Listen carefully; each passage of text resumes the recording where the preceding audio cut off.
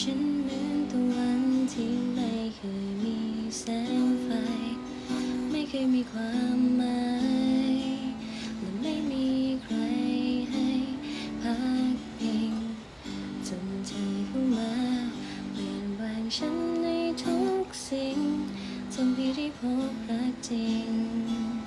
และได้รู้ต้องทำเพื่อใคร